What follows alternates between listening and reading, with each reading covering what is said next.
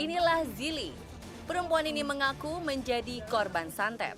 Sehari-harinya, Dara cantik 22 tahun ini bekerja sebagai model dan artis figuran. Peristiwa terkena santet ini sendiri terjadi pada 2016 silam. Menurutnya, hal ini berkaitan dengan sang mantan sahabat. Penyebabnya tak lain adalah karena rasa iri serta ketakutan akan aib pelaku akan disebarluaskan oleh Zili.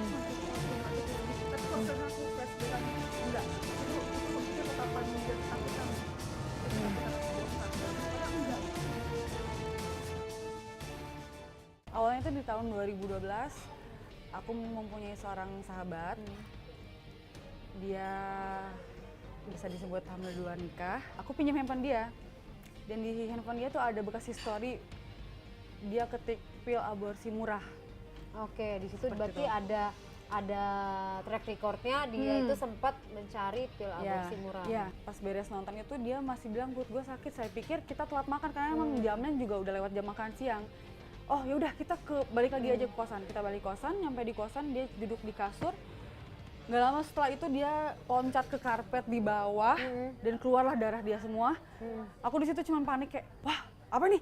Yang aku pikirin pertama adalah selamatin dulu orang ini. Aku takut dia meninggal karena pendarahan. Akhirnya aku bilang saya nggak bisa nemenin kamu di situ. Itu posisinya udah malam dan pada itu malam Jumat. Saya bilang saya harus kembali ke kosan karena saya harus beresin semua darah kamu yang berceceran. Saya bilang. Pas di kosan itu saya sediain ember penuh dengan deterjen yang banyak. Waktu itu saya angkat celana dia. Saya niatnya mau rendam itu celana, saya angkat, tapi malah brut dari celana dia kan straight gitu ya. Jadi celana itu keluar jabang bayi sebesar tangan saya, itu udah ada 2 tangan, 2 kaki, udah gini posisinya. Terus saya cuma jongkok, saya ambil bayi itu seperti ini di bawah, terus saya jongkok, saya cuma nangis. Maafin tante, nah tante gak maksud. Dan bukan gak maksud, tante gak mau sebenarnya kamu dikeluarin, tapi tante juga gak tahu kamu bakal dikeluarin gitu. Nah, habis itu kamu kuburin? Aku kuburin. Kuburinnya di mana? Ada di lahan kosong gitu. Di tempat kos-kosan itu? Iya.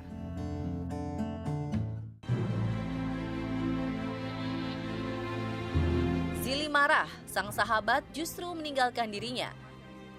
Dalam kondisi trauma setelah menguburkan janinnya. Semalaman itu aku nggak bisa tidur sampai besokannya. Aku sebenarnya udah ngantuk, udah lemes badan karena nggak makan, cuma bisa minum doang. Jalan aku jemput dia dari rumah sakit. Dari situ aku kasih lihat foto, ya aku fotoin bayinya, ini anak kamu. Aku bilang gitu, ini anak kamu. Dia kaget sih, dia kaget banget. Dan dia cuman kasih ekspresi muka yang kayak entah ya, kalau aku inget-inget sekarang tuh mungkin dia kayak kaget, wow, Zili fotoin anak gua, jangan sampai nih, jangan sampai dia sebarin mungkin. Kalau sekarang aku pikir-pikir, kalau dulu sih aku nggak mikir gitu, aku cuma mikir, oh dia kaget, dia sedih. Tapi kalau sekarang aku flashback lagi, enggak, itu tatapan dia ketakutan aku bongkar segala macam, padahal enggak gitu. Itu di perasaan kamu ya? Ternyata dia ada duluan ngomong gini, gua harus pergi nih, harus pulang. Terus aku tanya, loh kenapa? Gue nggak enak, si U nyiapin persiapan naik gunungnya sendiri. U itu siapa? Si U tuh mantannya dia. Aku jadi kayak, what? Udah gitu aja. Terus apa yang kamu pikirin lagi? Dari situ aku cuma kecewa sama dia kayak, lu nggak tahu? Lu gila ya, gue habis nguburin anak lu, semalaman gue ketakutan, gue nggak bisa tidur, nggak bisa makan, cuma bisa minum. Di saat itu juga pas gue jemput lu malah bilang nggak enak sama si U, mau pergi naik gunung, nyiapin persiapannya sendiri, dan lu tinggalin gue gitu aja.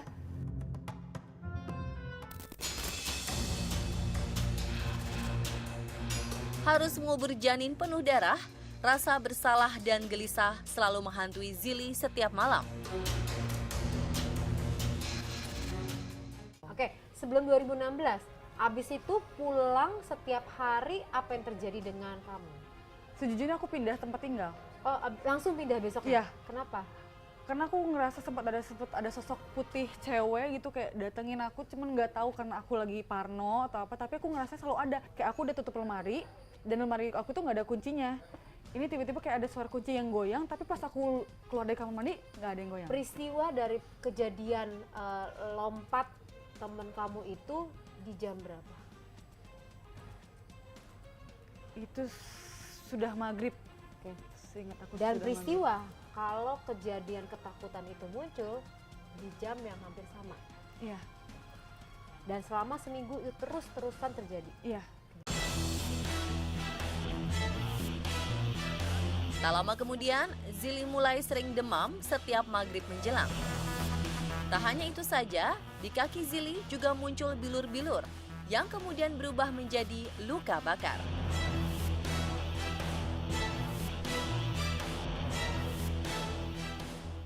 Mulai merasakan keanehan tuh kapan?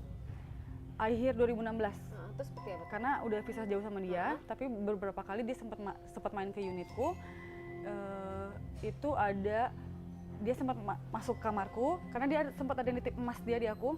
Mana emasnya, mau dibawa pulang, katanya. Oh ya udah, ini aku kasih. Terus dia gini, sempat tangannya tuh gini ke kasur. Terus pas dia udah keluar, kok bilang kok ini ada tanah-tanah gini. Cuma aku mikirnya mungkin masih debu karena aku baru pindahan juga kan. Terus udah gitu ada satu sahabatku yang jadi dekat sama dia. Itu juga pada saat itu hari yang sama main sama dia juga ke unitku yang dia habis giniin. Si sahabat aku itu dia bawa air minum. Si air minum itu pura-pura ditumpahin gitu. Dan yang ngelapin, udah nggak apa-apa. Itu pas main berikutnya? Iya. Udah nggak apa-apa, aku aja ngelapin. Ternyata itu mungkin air yang udah didoa-doain kali ya. Terus ada satu lagi, itu rambutku waktu itu kan rambutku emang panjang Kak. Dia gini, ih bagus banget sih Bu rambutnya. Kerasa kayak kecabut. Apa yang kamu rasakan? Lemas, pusing, terus kadang nggak bisa duduk. Kadang bisa duduk tapi sakit. Terus kalau berdiri pun telapak kakiku tuh kayak ada yang nusuk-nusukin semuanya. Terus aku ini semua merah-merah. Pertama awalnya merah dulu, itu sakitnya. Ada fotonya nggak? Ada. Itu dari merah itu agak lama juga prosesnya sampai melendung sampai benjol. Nah, dari setelah banyak melendung itu lama-lama kakiku seperti kebakar. Bentar. Nih. Kebakar ini sampai Ya, melepuh. melepuh ya? Oke. Ini terus ini tuh sampai hitam kayak gini. Dan padahal nggak kena apa-apa gitu. Ini melepuh ya? Ya. Ya. Ini ada lagi kakiku yang di telapak kaki. Oke, terus? Ini juga sering banget kayak banyak yang di bekas goresan-goresan gitu. Ini sampai bengkak lagi kayak gini merah. Semuanya panas, satu gini tuh panas banget. Ini banyak goresan juga. Nah ini sampai di bawah telapak kaki pun hitam dan ngelupas semua. Yang terakhir ini keluar paku. Tadi pakunya itu bisa keluar tuh seperti apa tuh? Pas ya aku pulang Rukiah, gak lama aku mandi besar itu aku kerasa kayak pas lagi gitu kan aku jongkok ya, pas lagi gitu kerasa ada yang kena sini, terus pas aku melek matanya, kok bukan paku sih, jarum pentul, sorry, jarum pentul. Ya, Jarum bukan pentul, paku ya? bukan paku, jarum pentul. Kata aku, loh kok ini aku, dan sedangkan di tempatku nggak ada yang pakai kerudung dan aku nggak punya jarum pentul gitu. Itu jatuh Di lantai dan itu udah berkarat. Udah Udah berkarat. Oke, kemudian itu jatuh ya? Jatuh. Jarum pentulnya itu. Terus aku cuma bilang ini ada jarum jatuh. Aku ngerasa soalnya langsung gini nggak mungkin kan dari atas tuh nggak ada apa-apa, bersih gitu. Pas begitu aku beres keringin rambut, aku ngerasa ada sakit lagi di kepalaku. Pas aku minta tolong dong liatin. Akhirnya aku rekam ya inilah videonya ini.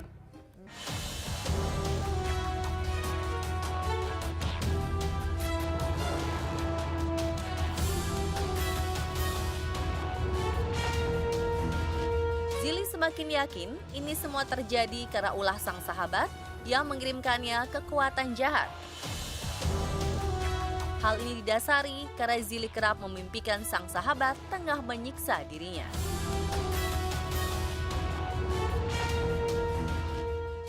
Abis peristiwa ngeliat bayi, kamu setiap malam itu bermimpi. Mimpi apa yang kamu lihat? Kamu rasakan?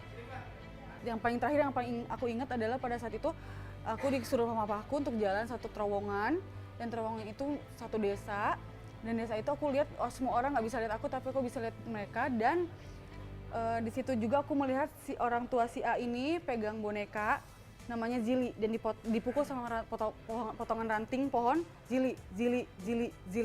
Itu yang aku bikin yakin si A ini gitu Pelakunya. iya. Zili meyakini dirinya bahwa ia merupakan korban santet. Kita akan menganalisa ekspresi wajahnya.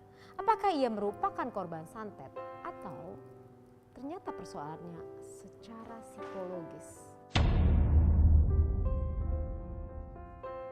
Inilah ekspresi Zili pada saat ia bertemu dengan temannya setelah peristiwa kejadian di mana temannya keguguran. Dan pada saat ia menemui temannya meminta izin untuk pergi dari rumah sakit detik itu juga. Ekspresi wajahnya seperti ini sambil ia berkata, "Gila lu ya, langsung cabut untuk pergi sama si U, sementara gue baru ngubur anak lu, gue belum makan, gue ketakutan." Ekspresi yang tergambar dari wajahnya adalah marah. Anda bisa melihat dari matanya yang melotot, membesar pupilnya, kemudian alis yang menukik, dan mulut yang diarahkan sedikit terbuka, melebar, tarik ke kanan dan ke kiri. Inilah ekspresi wajah, menggambarkan bagaimana reaksi wajahnya atas perasaan yang dirasakan. Marah sekali. Ekspresi selanjutnya. Inilah ekspresi pada saat saya bertanya, apakah peristiwa demi peristiwa, kejadian demi kejadian yang kamu rasakan itu terjadi di setiap maghrib? Ia menjawab iya. Pada saat ia menjawab spontan tanpa menunggu beberapa menit dan detik, itu memberikan gambaran bahwa jawabannya akurasiannya tinggi. Karena dia menjawab spontan ditambah dengan ekspresi wajahnya adalah kaget. Kenapa kaget? Karena tidak nyangka kalau saya bertanya pertanyaan seperti itu.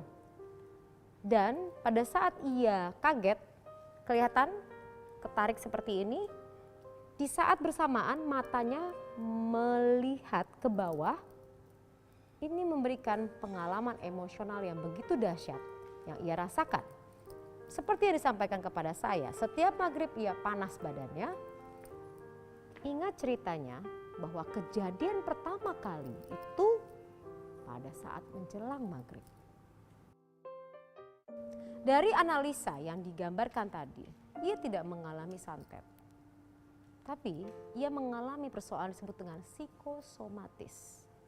Persoalan mengalami gangguan secara fisik karena ditimbulkan oleh secara mental atau psikis. Hal ini dibuktikan dengan statement dari dokter bahwa tidak ada penyakit di tubuhnya. Namun tubuhnya mengalami perubahan-perubahan, melepuh, kemudian benjolan-benjolan dan lain-lain.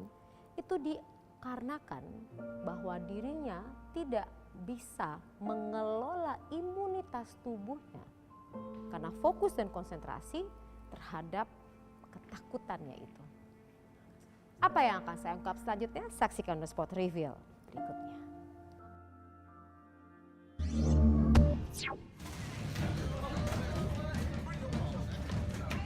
Meskipun disebutkan jika pembeli adalah raja, tetap saja ada batas-batas di mana bisa bersikap kepada penjual atau karyawannya. Jangan sampai aksi kekerasan terjadi hanya karena hal sepele, seperti yang terjadi di kota Medan belum lama ini. Pelayan tempat makan ini harus menderita luka di kepala karena dilempar mangkok oleh customernya. Sementara itu ada juga karyawan toko yang harus menderita luka akibat anarkisme pengunjung. Simak update infonya setelah jeda berikut, tetap di On The Spot.